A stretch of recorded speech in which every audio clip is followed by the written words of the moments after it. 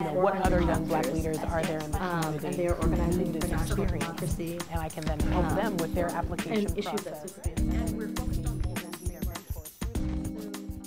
My name is Layla Hofstein. I'm the youth coordinator for Portland PFLAG's Black Chapter, and that basically means I have the best job in the world. I get to run around the city helping queer youth of color with whatever resources or programming they may need. My name is Ranfis Viatoro, and I'm the Development Director with Los Workers' Rights Education Project, which is a worker-led organization that empowers day laborers and immigrants to take control of their working conditions through leadership development, organizing, and community education. So we've connected folks to 22,000 jobs, reclaimed over $500,000 in stolen wages, and have collectively set a $12 minimum wage for all workers. IMAP is a group of legal professionals and social service providers that is focused on helping to reunite incarcerated parents with their children through distributing legal information so people can self-advocate in their court cases and not lose their children permanently. We come from a perspective that the separation of incarcerated parents and their children is a form of reproductive violence, and so our whole mission is to address that in a productive and responsive way.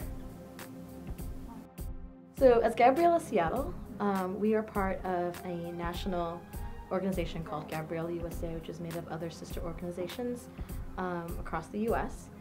And that organization is one of the chapters of Gabriela Philippines, which is the largest grassroots Filipina women's organization in the Philippines. It has over 400 chapters, and they are organizing for national democracy and issues that specifically affect women. So the Cutie Puck Birthwork Project is working towards creating more accessible reproductive health education for folks of color within queer and trans community.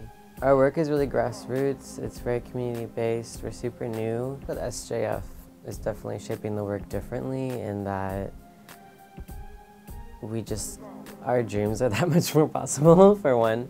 But also there's just this sense of like confirmation and encouragement of our work that comes from like a whole community, which I consider SJF. SJF values equal rights for all. They value democratic participation for the constituents that we involve. They want to make sure that our board represents the people that we represent. And they also value the importance of collaboration.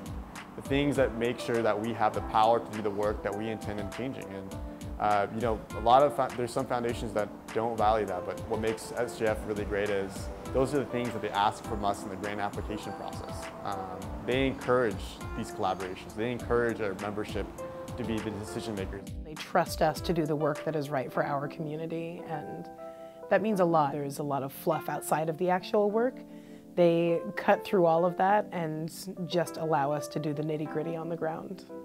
Well, all of our work is without restriction, which is the best part, so we're free to do work that we feel is the most important.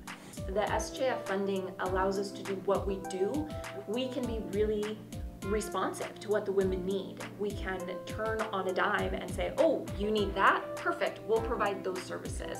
Yeah, and I think that what the Social Justice Fund money has done is really allowed IMAP to stay accountable to our mission, because it is supposed to be led by the voices of incarcerated parents. You know, the reason why Social Justice Fund is a really great partner is because of the people that take the time to get to know us, to get to know like what kind of work that we want to do, and not only support it with its dollars, but we've developed friendships in that. You know, like I think being in community is the best kind of organizing.